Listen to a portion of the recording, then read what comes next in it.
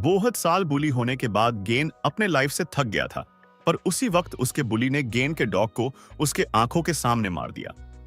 ये सब देखकर गेन फाइनली पागल हो गया और उसने उस बुली पर हमला करके उसकी नाक ही खा गया। इस सब के लिए गेन को पुलिस ने अरेस्ट किया। गेन ने पुलिस वालों को समझाने की बहुत कोशिश की, पर गेन का भरोसा किसने नहीं किया और फाइनली गेन को 5 साल की सजा हुई। गेन को लगा अब फाइनली जेल जाकर उसकी लाइफ सुधर जाएगी, पर जेल के फर्स्ट ही दिन ही जेल के कुछ प्रिजनर्स मिलकर गेन को बहुत ज्यादा बुली करती है और एक बार फिर से गेन की घटिया लाइफ स्टार्ट हो गई। पर तभी जब गेन ने सोच लिया था कि वो ये सब और ज्यादा नहीं झेल सकता, तभी एक प्रिजनर बीच में आकर गेन को बचा लेता है और वो गेन को बताता है कि इस जेल के कुछ रूल्स हैं और पूरी जेल एक सिस्टम पर चलती है। ऊपर के टॉप टियर लोग उन जैसे लॉ रैंक लोगों के साथ कुछ भी कर सकते हैं और इस जेल में रैंकिंग उनके फाइट स्किल्स पर डिपेंड करती है। उतने में गेन का दोस्त उसे बाहर ले जाता है जहां पर कुछ प्रिजनर्स फाइट कर रहे होते हैं।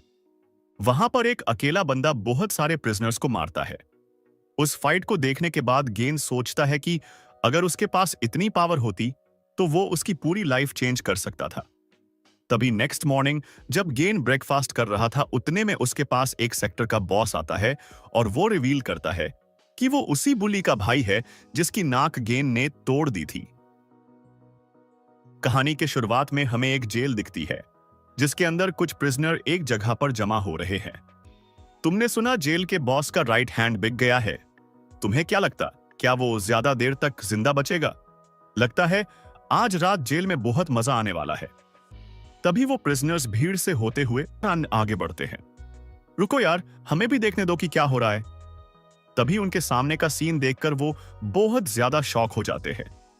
एक अकेला प्रिजनर मिलकर 3 प्रिजनर्स को मार रहा होता है। वो सब मिलकर भी उसे रोक नहीं पाते, यहां तक कि जो लोग उसे रोकने आए थे उन्हें भी वो कुचल देता है। बाकी प्रिजनर्स ये सीन देखकर डर जाते हैं। अबे यार, यहां पर ये सब क्या हो रहा है?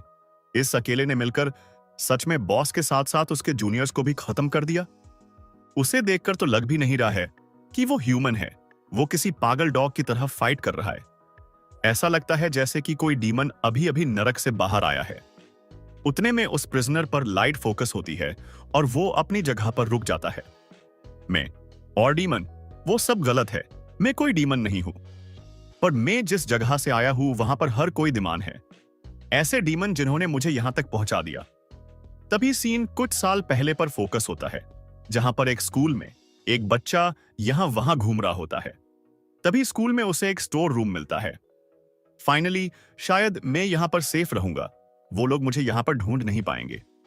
वो बच्चा एक कोना देखकर डरते डरते वहां पर बैठा जाता है। पर उतने में उस स्कूल बिल्डिंग में एक और स्टूडेंट एंटर होता है। गेनामोरी, क्या तुम मेरी साथ लुक छिप खेल रहे हो? तुम्हें पता है ना, मुझे ये गेम बिल्कुल पसंद नहीं है। उतने उस स्टूडेंट की आवाज सुनकर अंदर स्टोर रूम में गेन और भी ज्यादा डर जाता है। प्लीज आज नहीं, प्लीज यहां से चले जाओ। भगवान मुझे इस शैतान से बचा लो प्लीज। तभी गेन का डर सच्चाई में बदला जाता है।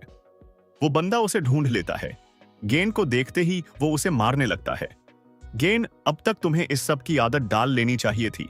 चलो कुछ नहीं, बस अपनी आंखें बंद करो और मुझे कुछ देर तक तुम्हारे साथ मजा करने दो।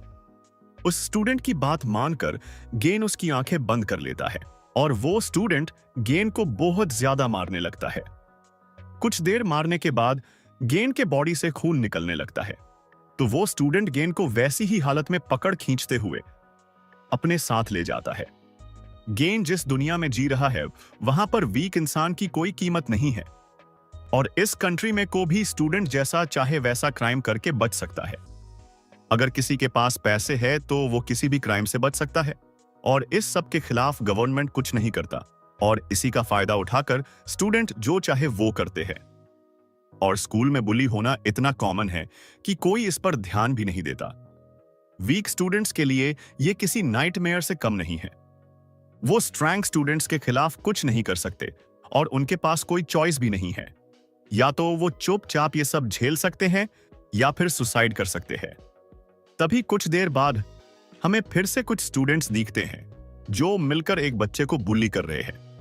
मैंने सुना तेरा भाई मर्डर करके जेल गया है। क्या तू भी उसी की तरह हमें मारने के बारे में सोच रहा है? अरे मुझे तो बहुत डर लग रहा है। अब देखो, इसका भाई एक क्रिमिनल है, तो हमें इससे तो टैक्स लेना ही पड़ेगा। उन सब की बातें सुनकर वो स्टूडेंट फाइनली बोलता है, मेरे भाई ने कोई क्राइम नहीं किया है, वो तुम लोगों जैसा घटिया इंसान नहीं है। पर तभी वो बुली उसे और भी ज्यादा मारने लगते हैं। लगता है तू पागल हो गया है, रुक तुझे अभी ठीक करते हैं। उतने में दूसरे साइड हम गेंद दिखता है जो स्कूल से घर की ओर ही जा रहा होता है। तभी उसे रास्ते के बीच में एक डॉग दिखता है। अरे डॉगी, तुम्हें क्या हो गया? तुम इतने डरे हुए क्यों लग रहे हो? तुम्हें देखकर लगता है हम दोनों की लाइफ सेम है। गेन डॉग से बातें कर ही रहा था कि तब उसे कुछ बच्चों की आवाज आती है, और जैसे ही वो पीछे मुड़ देखता है तो उसे वही स्टूडेंट्स दिखते हैं जो मिलकर उस अकेले स्टूडेंट को मार रहे होते हैं। प्लीज मेरी मदद करो। उस स्टूडेंट का यूनिफॉर्म देखकर गेन समझ जाता है कि वो उनके स्कूल का नहीं है। तभी वो बुली गेन की तरफ देखते हैं। ओए अमोरी, तू यहां पर क्या कर रहा है? आजा कुछ मजा करते हैं। देख हमारे पास ना आज कुछ पैसों की कमी है, तो चल तेरी पॉकेट ढीली कर। उनकी बात सुनकर गेन उन्हें उसका पॉकेट देता है। अबे ये क्या, इसके पॉकेट में तो फूटी कौड़ी भी नहीं है। इससे ज्यादा पैसे तो किसी डॉग के पास भी होंगे। ओए अमोरी चूतिया, आज हम तुझे जाने देते हैं, पर कल स्कूल आते वक्त अपने साथ हमारे ब्रेकफास्ट के लिए पैसे लेते आना। उनकी बात सुनकर गेन वहां से जा ही रहा होता है, पर तभी उस दूसरे स्कूल के स्टूडेंट की हालत देखकर गेन रुक जाता है। प्लीज, पर क्या तुम उस बच्चे को छोड़ सकते हो? गेन की बात सुनकर वो सब उसके तरफ शॉक में देखते हैं। अबे तुझे क्या लगता है तू किसे ऑर्डर दे रहा है? और वैसे भी इस बच्चे का भाई एक क्रिमिनल है, तो इसका मार खाना तो बनता है। और अगर तू भी मार खाना चाहता है तो हम तेरे लिए वो भी कर सकते हैं, या फिर हम कानेमोटो को बुलाए। उस नाम को सुनकर गेन बहुत ज्यादा डर जाता है। कानेमोटो वही है जो मुझे रोज बुली करता है, वही हमारे स्कूल का बॉस है। बच्चों को बुली करना उसके लिए टाइम पास है। मेरी स्कूल के फर्स्ट दिन से वो मुझे बुली कर रहा है। मेरे लाइफ का एक दिन भी ऐसा नहीं था जिस दिन उसने मुझे बुली ना किया हो। वो मेरे लिए किसी डीमन से कम नहीं है। तभी प्रेजेंट में गेन उस बच्चे को उसके हाल पर छोड़कर वहां से चुपचाप जाने लगता है। मुझे माफ करना, पर मैं खुद को ही नहीं बचा सकता, तो मैं दूसरों की क्या मदद करूंगा? प्लीज कोई तो उसे बचा लो। तभी अपने घर जाते हुए पूरे रास्ते गेन उस लड़के के बारे में सोचता है। मैं एक लूजर हूं, मेरे कोई दोस्त नहीं है, मेरी ये लाइफ भी किसी काम की नहीं है। अच्छा होता अगर मैं कभी पैदा ही ना होता। उतने में हमें गेन के घर के अंदर का सीन दिखता है। ओए, आज तेरा सैलरी डे था ना, चल मुझे तेरे सारे पैसे दे। उस बड़े इंसान की बात सुनकर गेन की मां डर जाती है। नहीं, मैं तुम्हें और पैसे नहीं दे सकती, ये सारे पैसे इस मंथ के खर्चे के लिए मुझे लगेंगे। गेन की मां की बात सुनकर वो इंसान उन्हें मारने लगता है। अबे पागल औरत, तुझे इतनी सी बात नहीं समझती? अगर तू मुझे काम करके पैसे नहीं दे सकती तो अपनी बॉडी बेच पर किसी भी हालत में मुझे पैसे दे। ये सब गेन बाहर से सुन रहा होता है। मुझे माफ करना मां, मैं आपकी भी कोई मदद नहीं कर सकता, मैं किसी काम का नहीं हूं। उतने में घर के अंदर वो इंसान गेन के मां की तरफ देखता है। अबे तुझे क्या लगता है, मेरे लिए तो किसी डॉग के जैसी ही है। डॉग वर्ड सुनते ही गेन का दिमाग खराब होने लगता है और उसे उसकी स्कूल बुली याद आने लगती है, जहां पर स्कूल में उसे भी हर कोई किसी डॉग जैसा ही समझता है, और यहां घर पर भी उसकी मां और वो सबके लिए किसी कुत्ते जैसे ही है। इस दुनिया में उनकी कोई कीमत नहीं है। वो दोनों बस बाकी लोगों के लिए खिलौने जैसे हैं। इस सब के बारे में सोचकर गेन को बहुत ज्यादा गुस्सा आता है और वो गुस्से में घर के अंदर चला जाता है।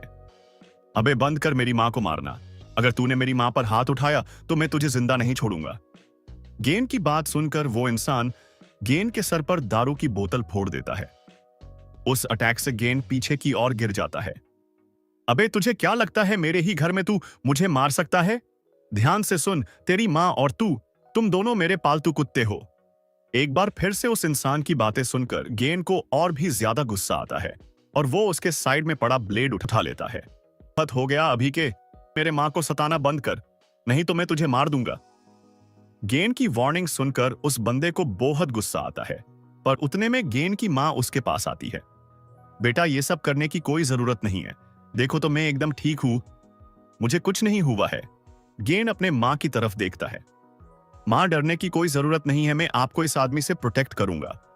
गेन की बात सुनकर उस इंसान को बहुत ज्यादा गुस्सा आता है। तुम दोनों को क्या लगता है यहाँ पे कोई फैमिली ड्रामा हो रहा है? अबे चूतिया अमोरी, अगर तुझ में सच में दम है तो आ और मुझ पर हमला कर। आज मैं तुझे दिखाता हुआ किसी काम का नहीं है। इतना बोलकर वो इंसान गेन पर अटैक करता है और तभी उस अटैक से बचने के लिए गेन भी उसके हाथ में पकड़ा ब्लेड आगे करता है। उस ब्लेड के घुसते ही सारी जगह पर खून ही खून फैल जाता है। इतना सारा खून देखकर गेन बहुत ज्यादा डर जाता है। ये सब मेरे साथ ही क्यों? मदर, आपको बीच में आने की क्या जरूरत थी? वो ब्लेड एक्चुअली एमसी के मां को लगती है। उतने में पीछे से वो इंसान गुस्से में चिल्लाता है, अबे चूतिया, क्या तू सच में मुझे मारने की कोशिश कर रहा था? क्या तू पागल हो गया है? एक काम करा, फिर से मुझ पर अटैक कर देखते हैं। इस बार तुझे मुझसे कौन बचाता है? उतने में गेन की मां उस बंदे का पैर पकड़ लेती है। उस छोड़ दो, उसने ये सब जानबूझकर नहीं किया, वो सब उसे गलती से हो गया। कि मां की बातें सुनकर वो बंदा उन्हें और भी ज्यादा मारने लगता है। पागल औरत, कोई किसी पर जानबूझकर ब्लेड थोड़ी चलाता है। अभी इस वक्त मेरा पैर छोड़, नहीं तो उसके जगह पर मैं आज तुझे खत्म कर दूंगा। अपने मां को मार खाता देख अमोरी उस इंसान से भिख मांगने लगता है, प्लीज उन्हें छोड़ तो, उन्हें इतना मत मारो। तभी वो बंदा फिर से अमोरी की तरफ देखता है। ओए, तुझे क्या लगता है मैं तेरे बारे में भूल गया? इस औरत के बाद अब तेरी ही बारी है। आज मैं तुझे सुधार के ही रहूंगा। उतने में गेन की मां उसके तरफ देखती है। बेटा जल्दी भागो यहां से, वरना यह आदमी तुम्हें मार देगा। मेरे लिए डरने की कोई जरूरत नहीं है, तुम बस अपने बारे में सोचो। भागो यहां से, प्लीज गेन, जल्दी निकलो यहां से। अपने मां की बात सुनकर अमोरी उस घर से भाग जाता है।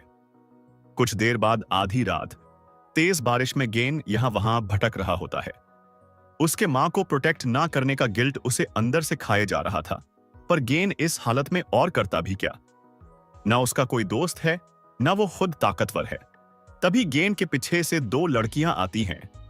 तुम देख रही हो, वो बेचारा बारिश में भीग रहा, तुम्हें नहीं लगता हमें उसकी मदद करनी चाहिए?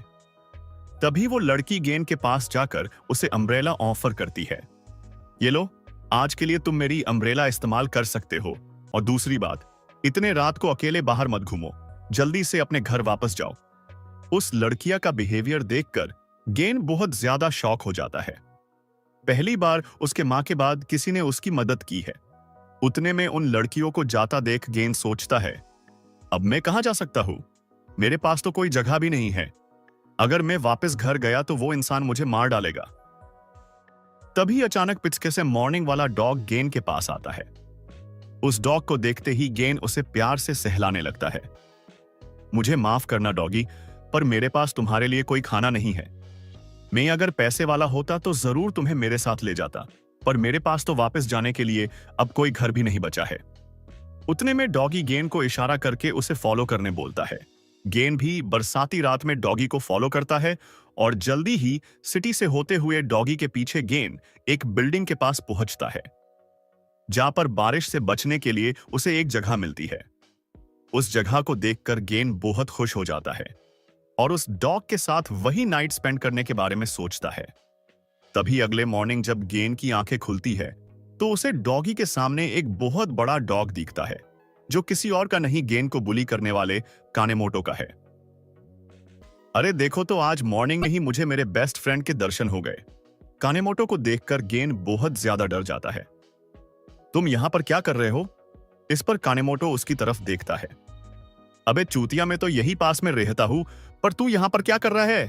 पर ये सब छोड़, चल मुझे तेरे साथ कुछ मजे करने दे, मेरी गर्लफ्रेंड्स को भी देखने दे कि तू मेरा कितना कुत्ता है। कानेमोटो की बात सुनकर गेन और भी ज्यादा टेंशन में चला जाता है, पर तभी गेन को बचाने के लिए डॉगी उन दोनों के बीच में आता है, पर कानेमोटो उस डॉगी पर ज्यादा ध्यान नहीं देता।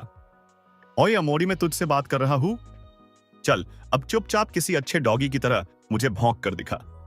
कानेमोटो की बात सुनकर गेन अपने आंखें बंद कर लेता है, पर उतने में कानेमोटो गुस्से में चिल्लाता है, अबे चूतिया देख, पहले से मेरा मूड आज बहुत ज्यादा खराब है, तो इस और ज्यादा खराब मत कर, और मैं जो करने बोल रहा हूं वो चुपचाप कर, वरना तू जानता ही है कि मैं तेरे साथ क्या क्या कर सकता हूं। तभी गेन कुछ बोल सकता, इससे पहले कानेमोटो उसके बाल पकड़ के खींचने लगता है। अबे साले, तुझे समझ नहीं आ रहा है? मैंने तुझे अभी कुत्ते जैसे भौंकने के लिए कहा है। पर तभी डॉगी बीच में आकर कानेमोटो के हाथ पर काटता है। इसे कानेमोटो को और भी ज्यादा गुस्सा आने लगता है।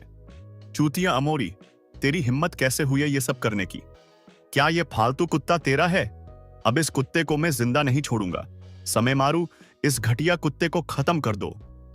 कानेमोटो का ऑर्डर सुनकर उसका डॉग गेन के कुत्ते पर अटैक करता है। कानेमोटो का डॉग साइज और ताकत में गेन के डॉग से ज्यादा ताकतवर होता है और वो बड़ी आसानी से डॉगी की गर्दन पकड़ लेता है। ये सब देखकर गेन बहुत ज्यादा डर जाता है। कानेमोटो, प्लीज ये सब बंद करो। इस सब में इस डॉगी की कोई गलती नहीं है। प्लीज मैं तुमसे भीख मांगता हूं, चाहे तो तुम मेरे साथ कुछ भी कर लो, पर डॉगी को छोड़ दो। अमोरी की बातें सुनकर कानेमोटो उसके पास आता है।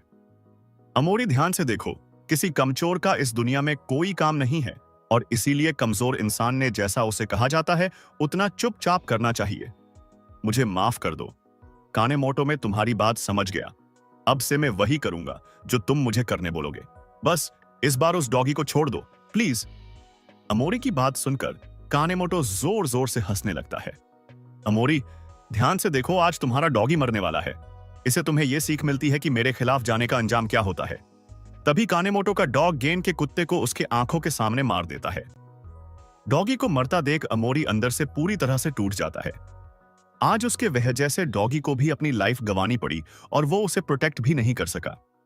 उतने में कानेमोटो गेन को डॉगी के डेड बॉडी की तरफ फेंकता है। ओए अमोरी, अगर तू जिंदा रहना चाहता है तो उस डॉगी को खाना स्टार्ट कर। अगर तूने उसे नहीं खाया तो मैं तुझे भी उसके साथ आज खत्म कर दूंगा। कानेमोटो का ऑर्डर सुनकर अमोरी शॉक हो जाता है। यह सब क्या हो रहा है और यह सब मेरे साथ ही क्यों हो रहा है? मैंने कब किसी के साथ कुछ बुरा नहीं किया तो मेरे साथ ही ऐसा क्यों हो रहा है? तुमने मुझे प्रोटेक्ट करने की कोशिश की, पर देखो उन्होंने तुम्हारी हालत किसी कर दी। और इस सब के बावजूद मैं कानेमोटो के खिलाफ कुछ नहीं कर सकता। क्या यही मेरा नसीब है? क्या मैं सच में इतना ज्यादा पावरलेस हूं?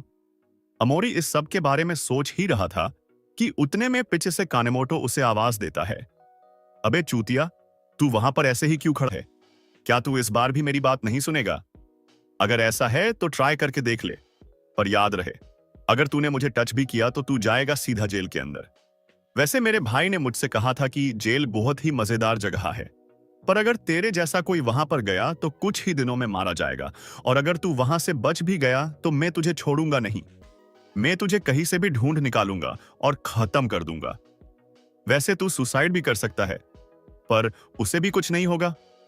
मैंने सुना है तेरी माँ बहुत हॉट है। तेरे जाने के बाद मेरे दोस्त और मैं उनका अच्छे से ख्याल रखेंगे। क्या पता जब तक तू जेल से वापस आएगा तब तक तेरे माँ को 3 बच्चे हो जाए। फाइनली कानेमोटो की बात सुनकर गेन का दिमाग खराब हो जाता है और वो गुस्से में कानेमोटो पर अटैक करने लगता है। अबे साले, हर चीज की एक लिमिट होती है। क्या तुझे कभी किसी ने सिखाया नहीं? मुझे तो लगता है तेरे माँ बाप भी तेरे जैसे ही होंगे। उतने में कानेमोटो भी गेन पर अटैक करने लगता है, पर तभी मौका देखकर गेन अपने माउथ से कानेमोटो की नाक पकड़ लेता है और फिर एक ही झटके में उसे तोड़ देता है। इससे कानेमोटो के नाक से बहुत ज्यादा खून निकलने लगता है। अबे साले, क्या तू पागल हो गया है? ये तूने क्या किया? कानेमोटो के साथ वाली लड़कियां उसकी हालत देखकर बहुत ज्यादा शॉक हो जाती है और कानेमोटो को उसके हाल पर छोड़कर वहां से भाग जाती है। और फाइनली कानेमोटो को दर्द में देखकर गेन को भी अच्छा लगता है। इस सब के बाद गेन को अरेस्ट कर लिया जाता है, जो खुद की सफाई देने की कोशिश करता है, पर पुलिस वाली उसकी एक भी नहीं सुनते। कानेमोटो के पेरेंट्स ने पहले से सभी लोगों को खरीद लिया होता है, यहां तक कि वो लोग गेन के फादर को भी पैसे देकर खरीद लेते हैं। और इस तरह गेन अमोरी को 5 साल की सजा होती है और उसे जेल भेज दिया जाता है, एक ऐसी जगह पर जिसे हैल समझा जाता है। जेल में जाकर गेन सोचता है, इस सब में मेरी कोई गलती नहीं थी, उल्टा वो सब लोग मुझे बुली करते थे। सच में ये दुनिया बहुत घटिया है। यहां पर वीक इंजन को जेल भेजा जाता है और एक्चुअली मॉन्स्टर बाहर आराम से घूमते रहते हैं। हर कोई ताकतवर का ही साथ देता है और वीक रियल में एक बार मरने से पहले हर जोर मरता है। उतने में एक ऑफिसर अमोरी से उसका नाम पूछता है। सर, मेरा नाम गेन अमोरी है। एमसी का नाम सुनकर वो ऑफिसर हंसने लगता है। अबे तू वही है ना जिसने उस बच्चे की नाक खा ली थी? ये ले तेरा जेल नंबर 8725। इसे अच्छे से याद रखना। अब से यही तेरा नाम है।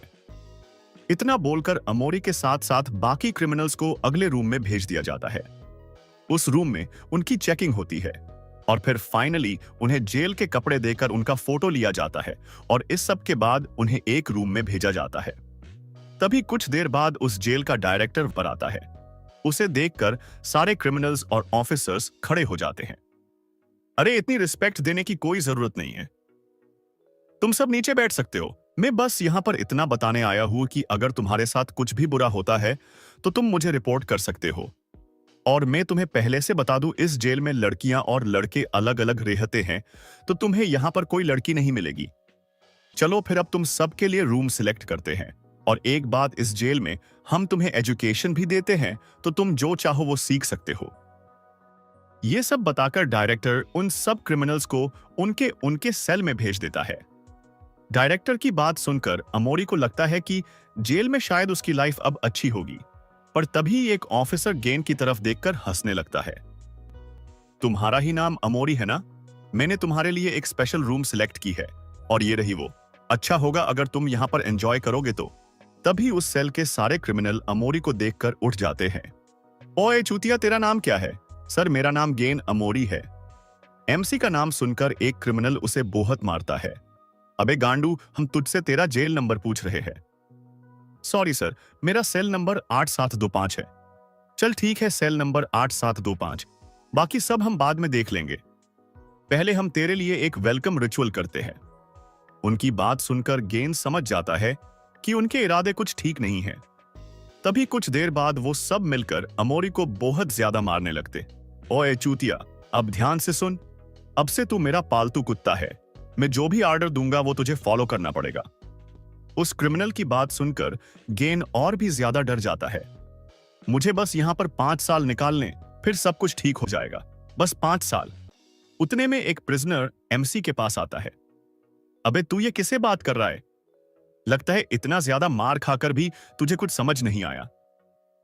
रुक, मैं तुझे इस जगह के रूल समझाता हूं। इस जेल में सब चीजें सिस्टम के हिसाब से होती है। अभी तो बस एक लॉ रैंक प्रिजनर है जिसे हम पारा बोलते हैं। इसका मतलब है कि इस पूरे जेल में तू बस एक जूनियर है और तुझे हर किसी की बात माननी पड़ेगी और स्पेशली तुझे हमारे रूम लीडर की इज्जत करनी पड़ेगी। चल, अब तेरी सारी सप्लाईज रूम लीडर को दे। और एक बात हमेशा याद रखना, कभी किसी सीनियर के ऑर्डर को मना मत करना, नहीं तो तुम्हारे लिए मुसीबत हो सकती है। तभी एक प्रिजनर गेन के पास आता है। ओए चूतिया, जल्दी से मेरे लिए एक घोड़ा बन, मुझे बहुत जोर से टॉयलेट आ रही है। अमोरी को उसकी बात कुछ भी समझती नहीं। ये तुम सब क्या बोल रहे हो? उतने में एक प्रिजनर बोलता है, हम सब हर बार टॉयलेट यूज नहीं कर सकते, हमें यहाँ पर रखा सिंक यूज करना पड़ता है।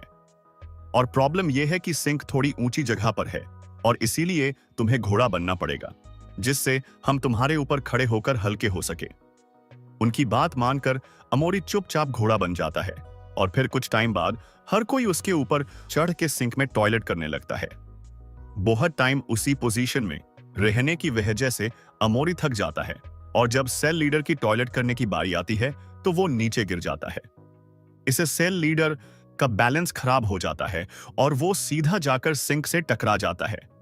अबे झाटू, तुझे एक काम बताया था और तो वो भी ठीक से नहीं कर सकता। तुम सब लोग देख क्या रहे हो? इसे सबक सिखाओ। उसकी बात सुनते ही हर कोई अमोरी को मारने लगता है। जेल की हालत देखकर अमोरी का दिमाग खराब होने लगता है। ये सब यहां पर क्या हो रहा है? इसे अच्छी तो बाहर की दुनिया थी, इन सब के सामने कानेमोटो तो कुछ भी नहीं है। मदर, मुझे माफ करना, पर मुझे नहीं लगता मैं यहां से जिंदा वापस लौटूंगा। अमोरी हार मान ही रहा था कि उतने में उसे बचाने के लिए एक प्रिजनर आगे आता है। बहुत हो गया, अब ये सब बंद कर दो। उस प्रिजनर को देखकर बाकी सब बहुत ज्यादा गुस्सा हो जाते हैं। तुझे क्या लगता है तू यहां पे क्या कर रहा है? क्या तू सच में इस चूतिया को बचाना चाहता है? तभी वो प्रिजनर उन्हें समझाता है, अरे इस बच्चे को इतना ज्यादा मारने की कोई जरूरत नहीं है, मैं इसे यहाँ के कायदे कानून समझा दूंगा। अबे चश्मीश, तू कौन होता है हमें रोकने वाला? क्या तुझे भी इस मोटे के साथ मार खाना है? सेल लीडर की बात सुनकर वो प्रिजनर उसे भी समझाने लगता है, अरे ऐसा नहीं है, आप मुझे गलत समझ रहे हो। आपको नहीं लगता इस बच्चे को हमारे सेल में भेजने के पीछे पुलिस वालों का जरूर कुछ रीजन होगा? और आप ही सोच कर देखो, अगर ऐसे में इस बच्चे को कुछ हुआ तो आप क्या करोगे? उस चश्मीश की बात सेल लीडर मान जाता है और बाकी सबको एमसी से दूर हटने का आर्डर देता है। देखो मसाकी, में इस बच्चे को तुम्हें सौंप रहा हूं। अगर इसने कुछ भी गड़बड़ की तो तुम्हारे लिए अच्छा नहीं होगा। सेल लीडर की बात मानकर हर कोई अपने अपने जगह पर जाकर बैठ जाता है। पर तभी मसाकी एमसी के पास आता है। बच्चे, एक काम करो, ये जहां पर भी तुम्हें दर्द हो रहा है वहां पर ये क्रीम लगा लो। मसाकी की बात सुनकर एमसी शॉक हो जाता है और सोचने लगता है, ये बंदा मेरी इतनी मदद क्यों कर रहा है? तभी मसाकी फिर से बोलता है, देखो बच्चे, अब से एक बात हमेशा याद रखना, जो भी हो तुम्हें अब से सब कुछ चुपचाप सहना होगा। अगर तुमने ऐसा नहीं किया तो तुम मर भी सकते हो। पर टेंशन लेने की जरूरत नहीं, मैं जैसे हो सके तुम्हारी मदद करूंगा। इस जेल में सारी चीजों का टाइम फिक्स है और यहां पर हर किसी को काम करना पड़ता है। जैसे कि यहां पर नागासावा और मेरा काम लॉन्ड्री देखना है, वैसे ही बाकी सबके भी अपने अपने काम है। मसाकी एमसी को यह सब समझा ही रहा था कि उतने में उनके सेल के अंदर एक गार्ड आता था। तुम बाहर चलो, अब फ्री टाइम है, और याद रहे कोई कुछ भी उल्टा सीधा नहीं करेगा। उस गार्ड की बात सुनकर हर कोई एकदम से अपने जगह से उठाकर कहीं पर जाने लगते हैं। तुम सब क्या टाइम पास कर रहे हो? जल्दी चलो वरना आज का शो मिस हो जाएगा। बाकी लोगों को भागता देखकर एमसी शॉक हो जाता है। ये सब कहां पर जा रहे हैं? इतने रात को इस फ्री टाइम का क्या मतलब है? एमसी की बात सुनकर मसाकी बोलता है, यही इस जेल की सच्चाई है। चलो मैं तुम्हें दिखाता हूं कि यहां पर क्या हो रहा है। तभी दूसरी साइड हमें एक रिंग में एक प्रिजनर दिखता है, जिसे मारने के लिए कुछ लोग एक साथ उसके तरफ बढ़ते हैं। कोजो, आज तुम्हें हमसे कोई नहीं बचा सकता। उनकी बात सुनकर वो प्रिजनर कोजो हंसने लगता है। अगर तुम सच में मुझे हराना चाहते हो तो पहले इतनी बातें करना बंद कर दो। इतना बोलते ही कोजो उन सब पर अकेला ही टूट पड़ता है। रिंग के बाहर से बाकी प्रिजनर्स उनकी फाइट देख रहे होते हैं। उनमें ही हमारा एमसी भी खड़ा होता है और वो जेल का माहौल देखकर बहुत ज्यादा शॉक है। मसाकी, तुम देख रहे हो ना, वो लोग सबके सामने फाइट कर रहे हैं। क्या कोई उन्हें रोकने नहीं वाला है? क्या उन गार्ड्स को दिख नहीं रहा है कि यहां पर क्या हो रहा है? एमसी के सवाल सुनकर मसाकी बोलता है, देखो बच्चे, ऊपर से सारे जेल एक जैसे ही है, पर इस जेल में सारे पार्ट्स वेस्ट, साउथ, नॉर्थ और ईस्ट में डिवाइड है और यहां का बस एक ही रूल है, अगर तुम ताकतवर हो तो तुम यहां पर जो चाहे वो कर सकते हो। मसाकी की बात सुनकर एमसी और कंफ्यूज हो जाता है। ये सब तुम क्या बोल रहे हो? इसका मतलब यहां पर जो जितना ताकतवर होगा उसके पास उतनी ज्यादा पावर होगी और वो किसी को भी कंट्रोल कर सकता है और इस सब के खिलाफ कोई कुछ नहीं करता? उतने में मसाकी बोलता है, तुम सही सोच रहे हो, यहां पर यह सब कोई नहीं रोक सकता। जब तक कोई किसी को खत्म नहीं कर देता तब तक जेल के गार्ड्स किसी को कुछ नहीं करते। वो बस अपना काम करते रहते हैं। इस सब से उनका काम भी आसान हो जाता है। उतने में दूसरी तरफ रिंग के अंदर कोजो अकेला बाकी सब पर भारी पड़ रहा होता है, पर उतने में एक बंदा उसे पीछे से पकड़ लेता है। अब तुम क्या करोगे कोजो, अब तो तुम गए। उस प्रिजनर की बात सुनकर कोजो अपनी पूरी ताकत इस्तेमाल करता है और बस एक पंच में उस प्रिजनर का मुंह तोड़ देता है। उतने में एक और प्रिजनर पीछे से कोजो पर अटैक कर ही रहा होता है, पर कोजो तो उसका हाथ पकड़कर तोड़ देता है और फिर एक लात मार के उसे भी बेहोश कर देता है। कोजो की ताकत देखकर एक और प्रिजनर आगे बढ़ता है। ये सब क्या हो रहा है? मुझे पता था कि ये कोजो ताकतवर है, पर यह तो पूरा का पूरा मॉन्स्टर है। इस सब के बारे में सोचने के बाद भी वो प्रिजनर हिम्मत करके कोजो पर अटैक करता है और कोजो उसे भी बस एक पंच में बेहोश कर देता है। इसी के साथ फाइट खत्म हो जाती है और कोजो बिना कुछ कही उस रिंग से बाहर निकल जाता है। पर कोजो की ताकत देखकर बाकी प्रिजनर्स उसकी तारीफ करने लगते हैं। यहां तक कि एमसी भी उसकी फाइट स्किल्स देखकर शॉक हो जाता है। क्या कोई सच में इतना भी ताकतवर हो सकता है? क्या मैन भी इतना ताकतवर बन सकता हो?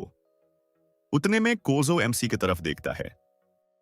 तभी सीन कुछ टाइम बाद पर फोकस होता है, जहां पर एमसी अपने सेल में होता है और वो कोजो के ही बारे में सोच रहा होता है और उसके बारे में सोचते सोचते एमसी वैसे ही सो जाता है। अगले मॉर्निंग सारे प्रिजनर्स कैंटीन में खाना खा रहे होते हैं। उतने में एमसी मसाकी की तरफ देखता है। मसाकी, कल उन प्रिजनर्स को फाइटिंग करने से कोई रोक क्यों नहीं रहा था? ये इस जेल का रूल है। अगर कुछ भी प्रिजनर्स के बीच कुछ भी मैटर होता है तो वो आपस में फाइट करके उसे सॉल्व कर सकते हैं। अगर तुमने किसी हायर रैंक वाले को हराया तो उसकी रैंक तुम्हारी हो जाती है। तो क्या कोई भी किसी को भी चैलेंज कर सकता है? वैसे तुम करना चाहो तो कर सकते हो, पर अगर तुम ताकतवर नहीं हो तो इस सब का क्या फायदा? और वैसे भी रैंकर्स के फाइट में किसी को जान से मारना की भी परमिशन है। मसाकी की बात सुनकर एमसी बहुत ज्यादा डर जाता है, पर उतने में मसाकी उसे समझाता है। मुझे पता है तुम क्या सोच रहे हो। हमारे जैसे लोगों के लिए जिन्हें फाइट करना नहीं आता, ये सब किसी हेल से कम नहीं है, और इसीलिए जिंदा रहने के लिए हमें चुपचाप सब कुछ सहना पड़ेगा। मसाकी एमसी को यह सब समझा ही रहा था कि उतने में पीछे से एक प्रिजनर जोर से चिल्लाता है, सभी प्रिजनर्स बॉस यहां आ गए हैं, अभी इसी वक्त यहां इकट्ठा हो जाओ। उस प्रिजनर की बात सुनकर मसाकी अपनी जगह से उठ जाता है। बच्चे जल्दी उठो, नॉर्थ ब्लॉक का बॉस यहां पर आया है। तुम चाहे जो करो, पर उसे गुस्सा मत दिलाना, वरना तुम्हें कोई नहीं बचा सकता। तभी एमसी का सेल लीडर बॉस के पास जाता है। आप यहां पर क्या कर रहे हो?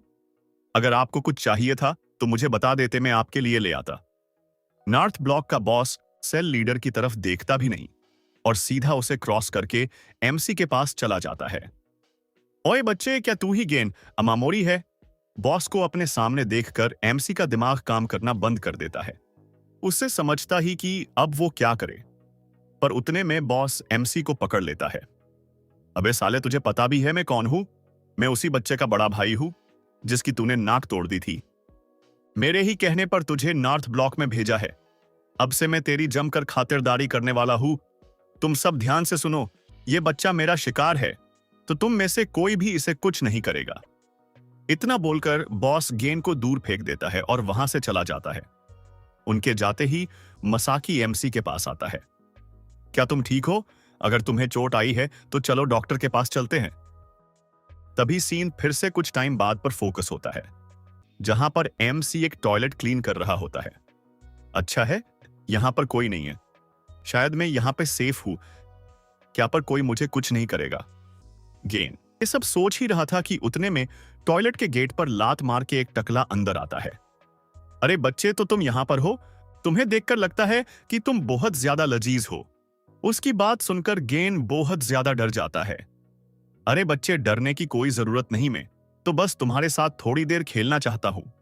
उस टकले की बातों से एमसी डर जाता है और डर के मारे उसे बचने की कोशिश करता है, पर इस चक्कर में गलती से शावर स्टार्ट हो जाता है। तो बच्चे, तुम्हें ऐसी सिचुएशन पसंद है? चलो फिर हमारा काम स्टार्ट करते हैं।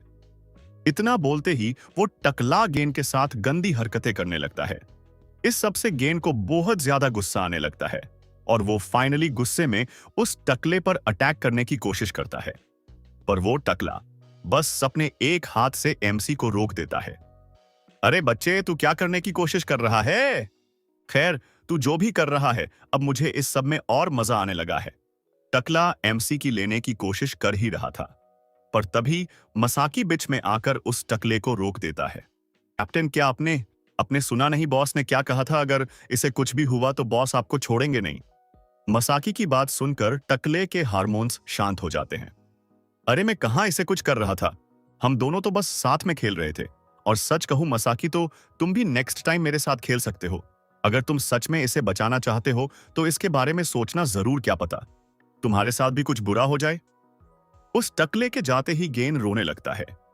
मसाकी, वो बंदा बहुत डेंजरस है, अब मैं क्या करूं? एमसी की बात सुनकर मसाकी बोलता है, नॉर्थ ब्लॉक का बॉस रेस्टू कानेमोटो बहुत डेंजरस है, पर तुम उसे एक शील्ड की तरह इस्तेमाल कर सकते हो। इस ब्लॉक में हर कोई उसे डरता है, तो तुम्हें कोई कुछ नहीं करेगा। पर अभी जस्ट तुमने जिस पर हाथ उठाया वो सेल कैप्टन था, तो अब हम कुछ नहीं कर सकते।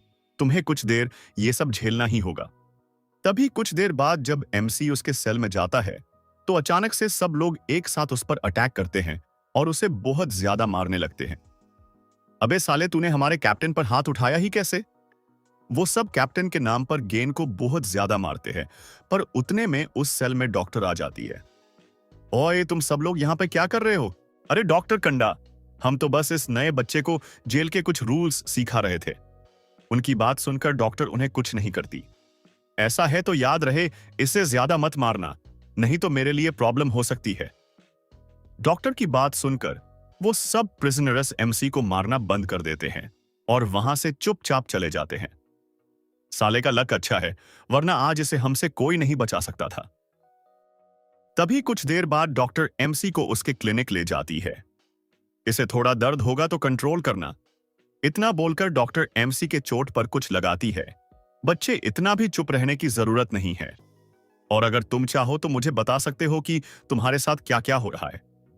डॉक्टर की बात पर गेंद ज्यादा ध्यान नहीं देता, पर उसकी आंखों से साफ साफ समझ रहा है कि वो बहुत ज्यादा गुस्से में है।